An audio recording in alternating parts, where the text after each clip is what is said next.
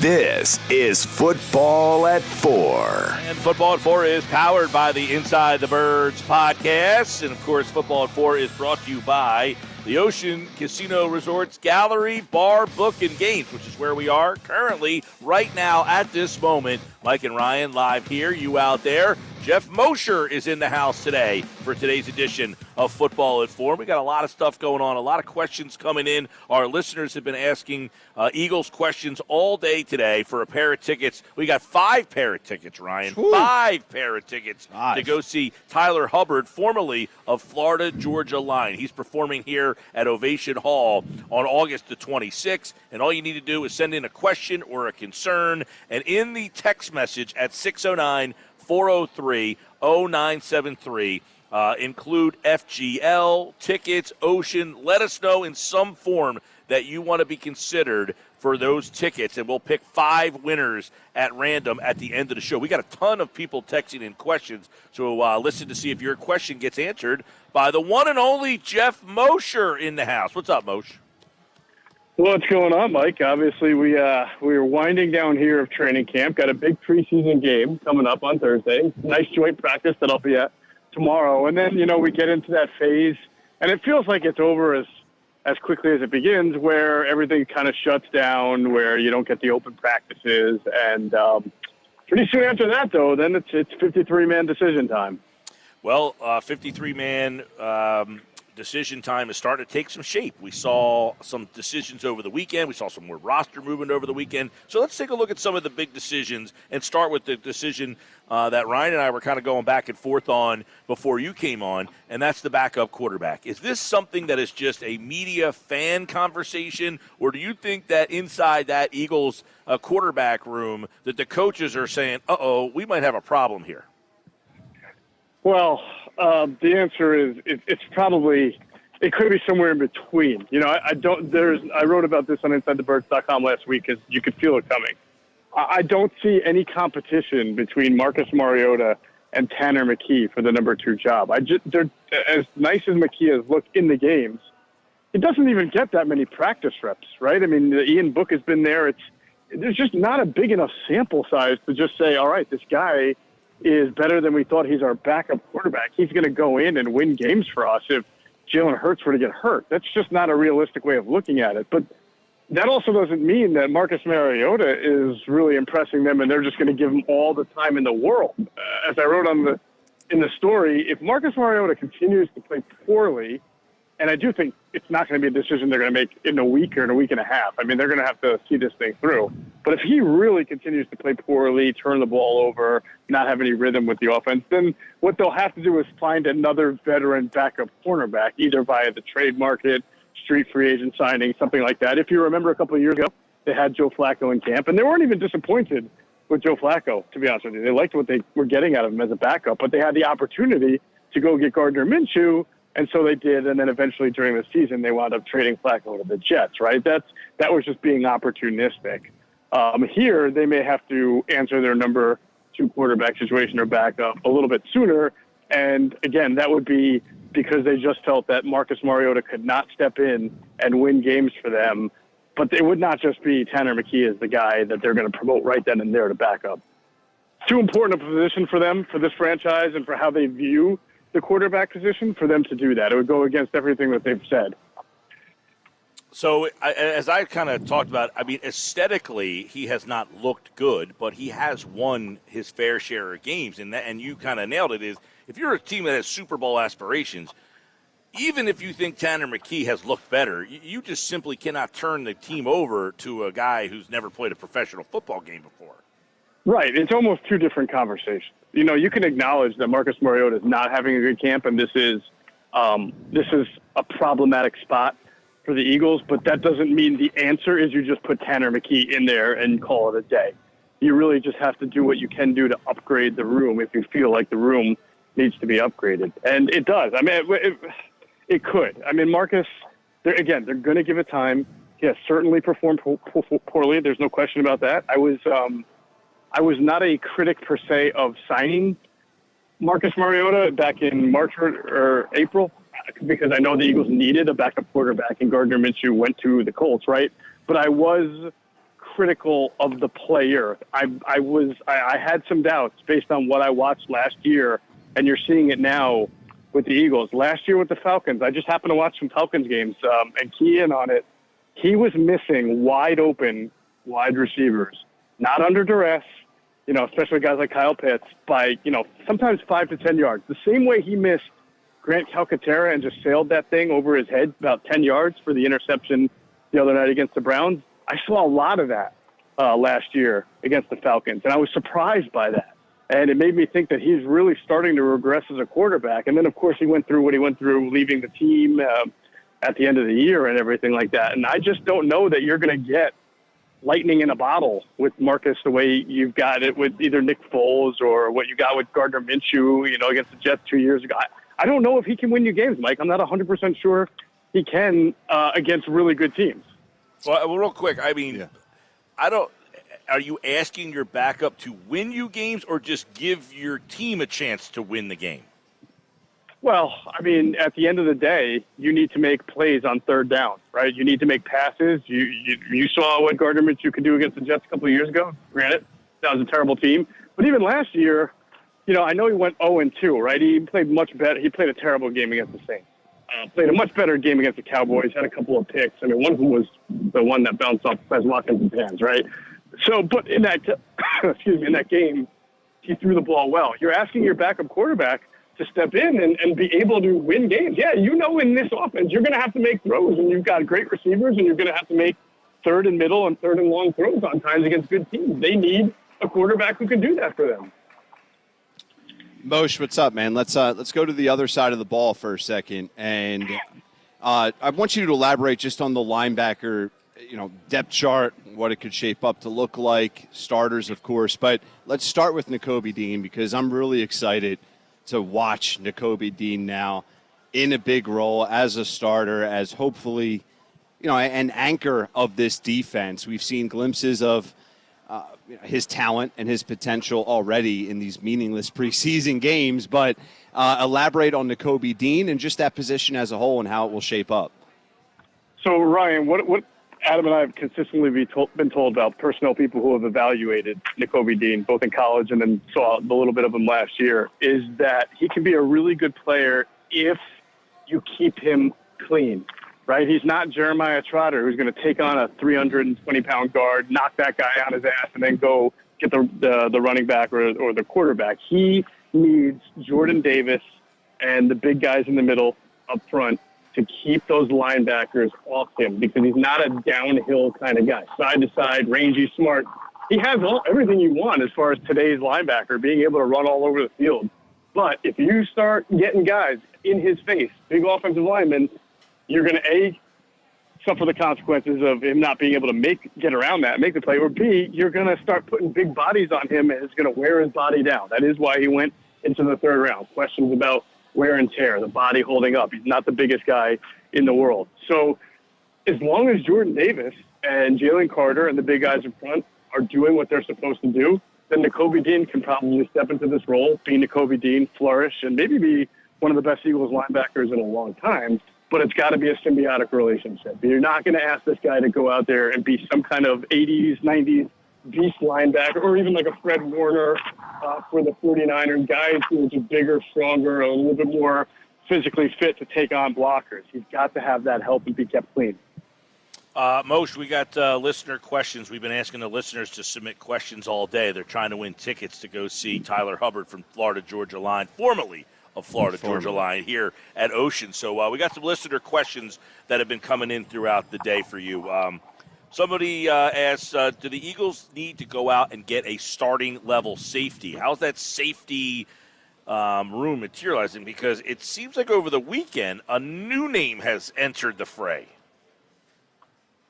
I don't think they have to go out and get a starting level safety unless there's a great opportunity to get somebody and it's not going to cost you that much, and you think that guy will be a difference maker like C.J. Gardner-Johnson was last year. And I think last year they really badly needed. I think last year Kamon Wallace was the number 3 safety at the time, and Reed Blankenship was the number 4 as an undrafted free agent that they didn't know much about.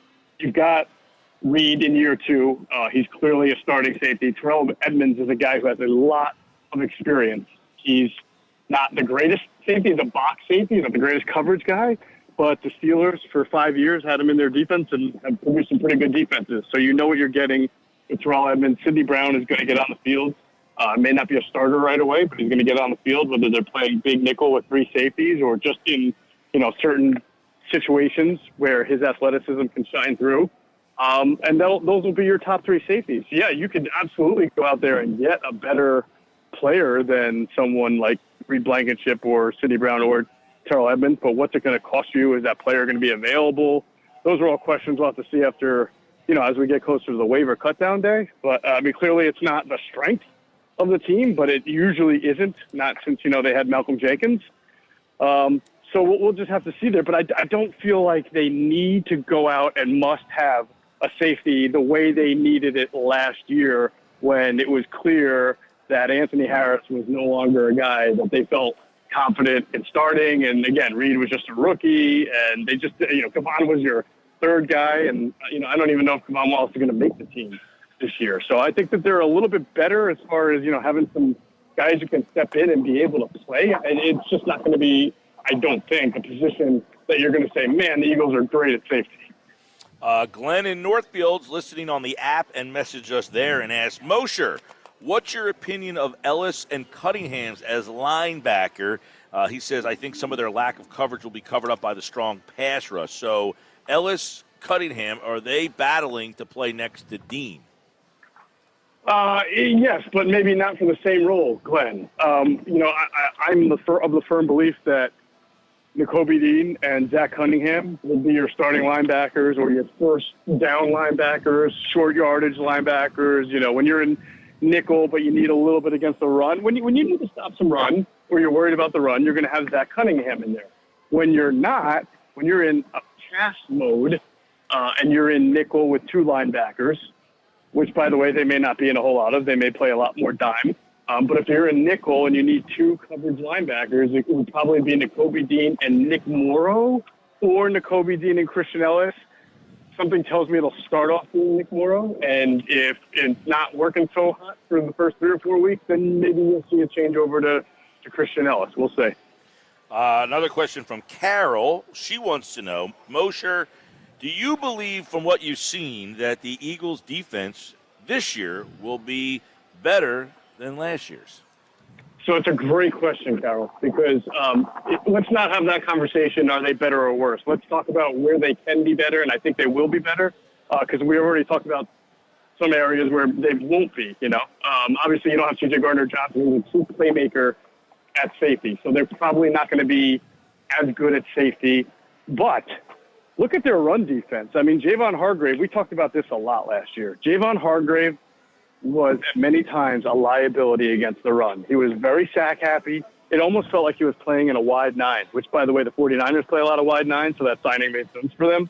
But he would be constantly driven back into double teams and not keeping linebackers clean. And there were times where we all saw the Eagles get run on. But Jalen Carter and Jordan Davis in year 2 should make the Eagles much more stout up the middle and do the job of keeping those linebackers clean. And if you're doing a great job on first and second down, stopping the run, that means you're getting in your opposition into longer second and third downs and letting that pass rush come. And the Eagles have a great pass rush. Not a good one, a great one. We know that. So I think that they will be stronger, theoretically, against the run. They also have better run-stopping safeties. In fact, their safeties are more known for stopping the run than they are in coverage, whereas C.J. Gardner-Johnson was really bad in run defense. So the potential to be a better run defense is certainly there, and that can make you a better overall defense because then you're getting into pass rush mode as soon as you get the opponent in second and third and long. Geoff Mosher, Football at 4. Why is James Bradberry getting slot reps? It's funny. Adam called me a conspiracy theorist on this one. Look, their cornerback situation was very difficult to figure out. When Zach McPherson got hurt, everybody said, oh, that's a shame because he was definitely going to make the team as a backup slot. I agree. He would have been the backup slot. But you look at the numbers. If McPherson makes the team, they're keeping 6 corners because Slay, Bradberry, and Maddox are your top 3. They're locks. Keely Ringo has not played well, but he's a 4th-round pick, and teams don't cut 4th-round picks. So Ringo and Josh Jobe are 4 and 5. So when you look at those top 5, can you find for me a backup slot? No, you cannot. So that's why Zach McPherson would have been the guy to make it as a backup slot. Now, would they have kept 6 corners?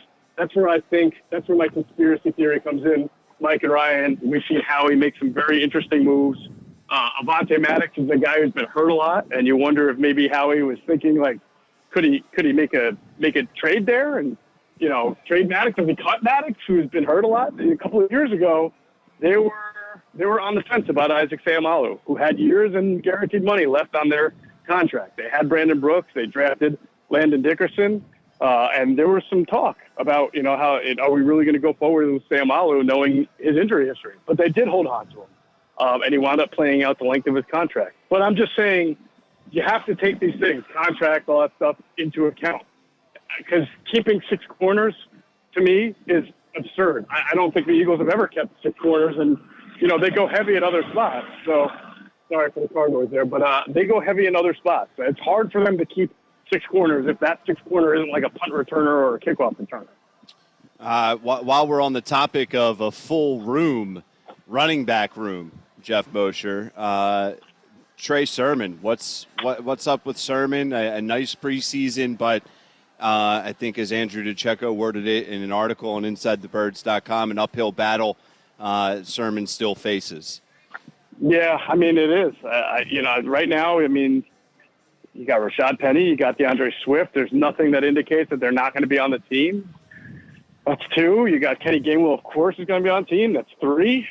Yeah. They've always had Boston Scott as a kick returner and a reliable kind of backup. That would be 4. I mean, maybe you saw them audition Trey Sermon a kick returner. It wasn't the greatest audition in the world, but he showed at least he can do it, right? So maybe there's some decision going on there, but, it's a numbers game, and it becomes really tough when you have Rashad Penny, Kenny Gainwell, DeAndre Swift ahead of you already to start off with. Yeah, when we look at, this roster getting ready to shape up and be finalized here for the 53-man, anything else that we missed out? Is there any underlying storylines here that, you or Adam or any of the other guys sort of pinpointed? I would just say one guy we focus on today is Fred Johnson, who doesn't get talked about a whole lot, but he has he's a left tackle, natural left tackle, 6'7" guy, played for the Bengals a couple of years ago, and the Eagles don't have Andre Dillard anymore. This is a big thing. The Eagles are not as deep on the offensive line with their backups as they used to be. It's nice if they have Jack Driscoll. That's good. He's a good backup, right? So you got your starting 5 and Driscoll as 6, but Tyler Steen, call him 7 because he's a 3rd-round pick. I mean, he's got to show more. He's got to grow and he's got to develop more. And, I'm not really sure what his role is right now, if it's a backup right guard to Juergens or if it's a backup tackle, because they're playing him in both, but they want to see more from both. And that's why, for them, just like we talked about backup quarterback, backup left tackle has been a luxury for them because they had a 1st-round pick there, right? And Andre Dillard for a couple of years. Who also came in and played a little guard. I don't know that without Fred Johnson, they'd feel comfortable just throwing rookie Tyler Steen in at left tackle, even though he played there, because it just, you want to see more from him out of the preseason and camp. He's still young. So Fred Johnson, to me, from what we understand, is a really good candidate to be on this team because he has veteran experience. He's been in the league for a few years. Again, he started for the Bengals a couple of years ago. So I would look for Fred Johnson and to make the team. And Josh Andrews is a guy who just got here a couple of weeks ago, right? But he's a backup center. If Juergens is your starting right guard, who's your backup center? Because in the middle of a game, they don't want to move Cam Juergens from right guard to center and then find another right guard. They hate moving 2 guys when they have to fill one position. So right now, Josh Andrews is the only natural backup center they have. They tried Brett Toth. He was snapping the ball over Mariota's head 4 or 5 times a day, and that just wasn't working out. All right, Geoff Mosher from InsideTheBirds.com. The Inside the Birds podcast. Tomorrow's the joint practice. Thursday night, you can listen to the Eagles preseason finale right here on 97.3 ESPN. And Mosher's back on Wednesday to give us his thoughts on what he saw and what he's hearing from the joint practices, which are tomorrow. And then Thursday night, Andrew will preview what he's looking for in that final preseason game, because this is the last opportunities to be on the field with another team, Tuesday and Thursday, and then the cutdown day. From 90 to 53, all in one day. And by the way, Miles Jack retired, so he is out of the linebacker mix. And obviously the Eagles made a bunch of moves over the weekend. You can go to our website, 973ESPN.com, to check out more on that. Geoff Mosher, I appreciate you, my friend. Hey, Mike, do you mind if I clarify one thing with you? I forgot on the James Bradberry question you asked me. Sure. You said, why is he working at backup slot? And I actually turned that into a Zach McPherson and 6 cornerback conversation. But one thing I want people to potentially, recognize, or what they might do, is that James Bradberry is a really good zone. He's been a good zone corner. He's been a good lateral kind of corner. If there is one weakness, and the Giants and 49ers thought they could do it but couldn't in the playoffs, was beat him deep, because there were some times last year where he got beat deep. So he has good nickel kind of build to be a nickel corner. You remember Sheldon Brown used to be the starting outside corner with Lito, right? And then when they went to nickel, he would move inside, and they would bring like Rod Hood or later Asante Samuel. They always started Sheldon on the outside, moved him to the inside because he had good nickelback qualities. That could also be a reason you're seeing James Bradberry. Again, Maddox gets hurt a lot. They don't have a natural backup slot now with McPherson gone. So perhaps the plan for when they play certain nickel and dime packages, because Josh Jobe has looked so good as an outside corner now in year 2, is to try to get Jobe on the outside and move Bradberry inside. That would be interesting. But guess what? That speaks volumes about where Jobe is, right? Yeah. Of course, 100%. Look, you know what speaks volumes? Greedy Williams isn't here anymore. That speaks volumes too. All right, Geoff Mosher, I know you will be here on Wednesday, and guess what? I won't be, so have a nice life. Thanks, fellas. See you. Have a good one. A nice life. Man. Well, yeah, I mean, aggressive. I'll be back on. I'm off tomorrow and Wednesday. Ryan and Josh will be filling in for me Tuesday, Wednesday, and Friday.